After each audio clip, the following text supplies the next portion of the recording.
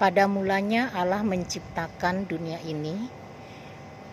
Allah menciptakan satu tempat di bumi ini, yaitu di satu tempat yang semuanya sudah lengkap, di mana makanan, kebutuhan manusia sudah ada di tempat itu, di taman itu.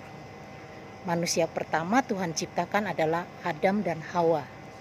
Nabi Adam dan Hawa, mereka ditempatkan di satu tempat di taman, di mana Tuhan perintahkan kepada Adam dan Hawa boleh memakan semua buah yang ada di pohon yang ada di seluruh taman itu. Tetapi ada satu pohon yang tidak boleh dimakan oleh Adam dan Hawa buahnya, yaitu pohon pengetahuan yang baik dan yang buruk. Waktu itu ada iblis menggoda Hawa dalam rupa ular. Dia menggoda untuk manusia itu memakan buah yang dilarang oleh Allah untuk dimakan. Akhirnya manusia itu tergoda dan memakan buah itu. Setelah mereka makan berdua, akhirnya mereka terlepas dari hubungan dengan Allah. Mereka sadar bahwa mereka bersalah. Akhirnya mereka malu, mereka lari, mereka bersembunyi. Satu hari Allah mencari manusia. Manusia itu bersembunyi dan Allah memanggilnya.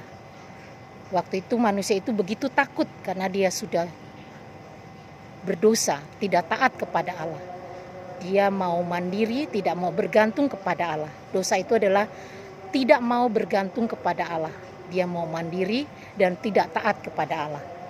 Karena itu, karena dosa sehingga manusia menjadi takut dan hubungan Allah dengan manusia menjadi terputus. Sehingga manusia sadar bahwa dirinya salah, dia menjadi takut. Pada saat itu, dia mengambil daun-daunan untuk menutupi kemaluannya itu. Tetapi dengan daun-daunan atau apapun tidak dapat menutupi kesalahan ataupun menutupi dosa. Allah yang adalah pencipta, dia mempunyai belas kasihan kepada ciptaannya kepada manusia. Sehingga Allah mengambil seekor binatang dan disembelihnya, dipotongnya, tercurahlah darah. Nah, dari sana diambillah kulitnya untuk menutupi kemaluan ataupun kesalahan ataupun dosa dari manusia itu. Hanya dengan darah yang tercurah, dosa dapat dihapuskan. Setelah itu manusia dibuang ke bumi, keluar dari taman tempat di mana yang tadinya Allah tempatkan. Setelah itu Adam dan Hawa mempunyai keturunan, mempunyai anak yaitu Kain dan Habil. Sebagaimana orang tua bertindak, memberikan persembahan kepada Allah, anak pun mengikutinya. Kain dan Habil pun melakukan hal yang sama, dia memberikan persembahan kepada Allah. Kain mempersembahkan hasil ladangnya, hasil kebunnya. Tetapi adiknya Habil mempersembahkan domba, binatang ternak untuk mempersembahkan kepada Allah. Nah, di sini Allah tidak menerima persembahan Kain, sedangkan persembahan Habil diterima oleh Allah. Apa yang terjadi? Kain cemburu dan marah kepada adiknya, kepada Habil. Akhirnya Kain membunuh adiknya. Sehingga dengan terjadinya pembunuhan makin bertambah dosa manusia. Hubungan Allah dengan manusia semakin jauh. Setelah itu berlanjut bertambah banyak manusia dan semakin banyak dosa bertambah. Akhirnya Allah memutuskan untuk memusnahkan bumi ini. Tetapi ada satu orang yang saleh di hadapan Tuhan, yaitu Nabi Nuh. Dia diperintahkan Allah untuk membuat bahtera, kapal yang besar, yaitu pada satu hari Allah akan memusnahkan bumi ini dengan air bah, dengan banjir besar. Nabi Nuh taat, kemudian dia membuat bahtera, dan satu hari hujan turun. Sebelum hujan turun itu dia masuk ke dalam bahtera bersama keluarganya, bersama 3 anak lakinya dan 3 anak mantunya dan juga istrinya. Dan hewan-hewan baik yang haram maupun yang tidak haram datang, yang Tuhan kirim masuk ke dalam kapal besar itu. Setelah itu air turun, hujan turun begitu derasnya sehingga bumi penuh dengan air banjir besar, air bah, sehingga seluruh makhluk yang hidup di bumi mati. Hanya keluarga Nuh dan hewan-hewan yang Tuhan kirim masuk ke dalam bahtera, masuk ke dalam kapal besar itu, yang selamat, yang hidup. Satu hari surutlah air bah itu, banjir besar itu, sehingga keluarlah Nuh dan memberikan persembahan, yaitu dengan memotong domba. Ada darah yang tercurah untuk ucap syukur kepada Allah. Selanjutnya, terus manusia bertambah, dan satu hari Tuhan memanggil satu orang dari satu negerinya untuk pergi ke luar negeri, ke negeri yang dia tidak tahu. Tetapi Abraham ini seorang yang taat, meskipun dia tidak tahu kemana dia harus pergi, dia taat. Dia pergi menuju ke tempat yang Tuhan tunjukkan. Abraham pada satu saat bersama anaknya pergi ke satu gunung. Tuhan perintahkan untuk mempersembahkan anaknya Ishak untuk dikorbankan. Abraham taat membawa anaknya ke gunung, dan juga pada saat Ishak akan dikorbankan, tetapi malaikat Tuhan datang dan mencegah untuk menahan Abraham membunuh anaknya. Lihatlah, kata malaikat itu, ada domba Allah sebagai penggantinya untuk dikorbankan. Dan Abraham mengambil domba yang tersangkut itu untuk dipersembahkan kepada Allah. Ishak tidak mati. Terus manusia bertambah dan terus bertambah. Akhirnya satu hari ada kelaparan, dan umat Israel, keturunan Abraham itu disebut umat Israel, mengalami kelaparan. Dia pergi ke satu negeri, yaitu negeri Mesir, di mana negeri Mesir dipimpin oleh seorang raja bernama Firaun. Dan Firaun itu mempunyai kuasa yang sangat membuat bangsa Israel itu menderita.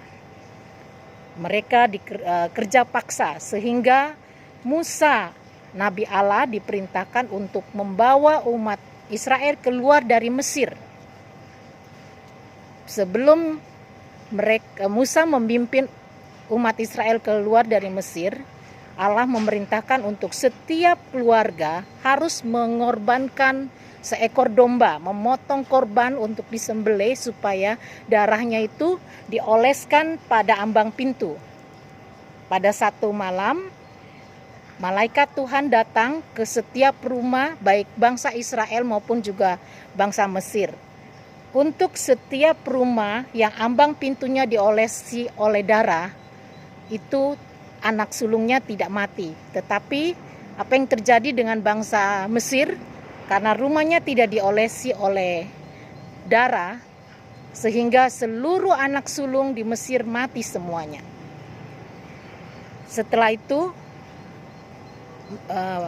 Raja Firaun dengan terpaksa merelakan bangsa Yahudi keluar dari negerinya.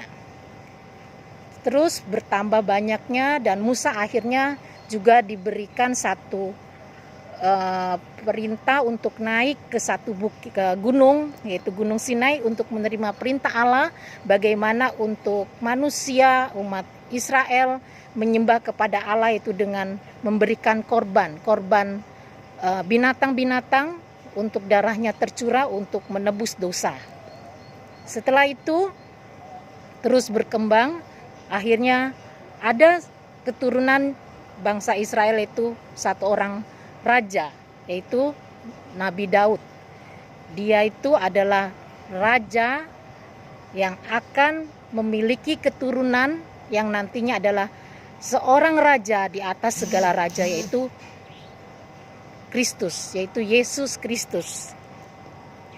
Setelah itu kemudian lahirlah Yohanes Pembaptis.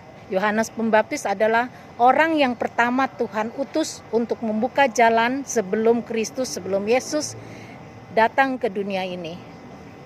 Pada saat itu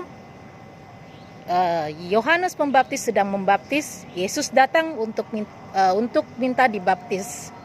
Dan Yohanes berkata menunjuk kepada Yesus, "Lihatlah anak domba Allah yang akan menebus seluruh dosa manusia." Pada saat itu Yesus dibaptis oleh Yohanes Pembaptis.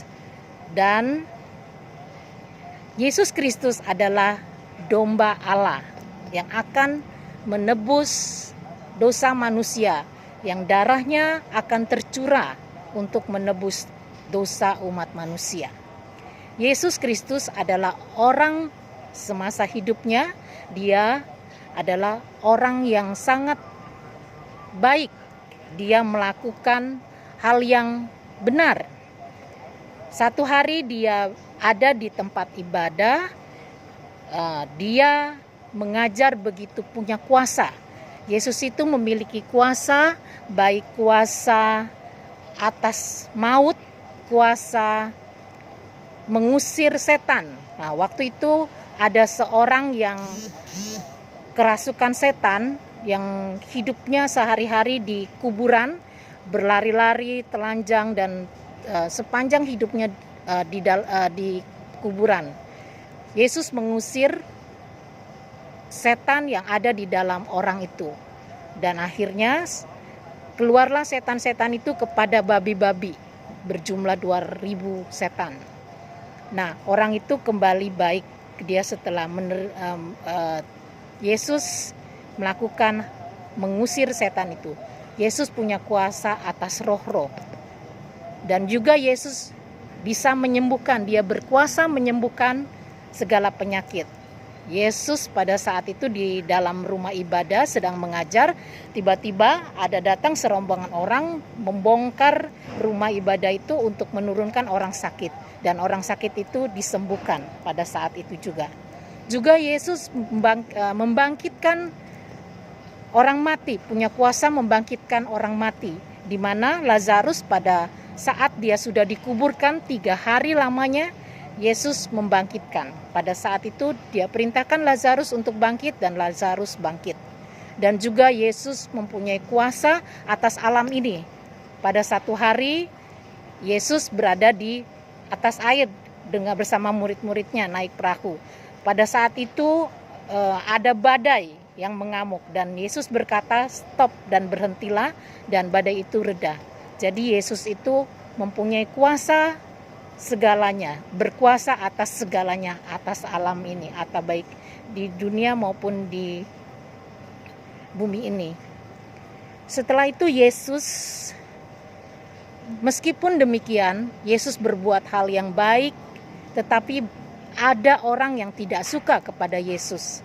Biasanya yaitu orang-orang Farisi, ahli-ahli Taurat.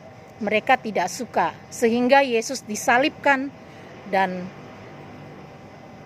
dihakimi dan mati, disalibkan. Yesus mati, disalib adalah satu hal yang hukuman yang paling hina. Kenapa Yesus mati, disalib? Bukan karena kesalahan dia, tetapi Yesus mati karena kehendak Allah, bukan kehendak orang Farisi ataupun Herodes atau yang lainnya. Yesus mati karena kehendak Allah untuk menebus dosa-dosa manusia. Yesus mati di kayu salib dan darahnya tercurah untuk menebus dosa-dosa manusia.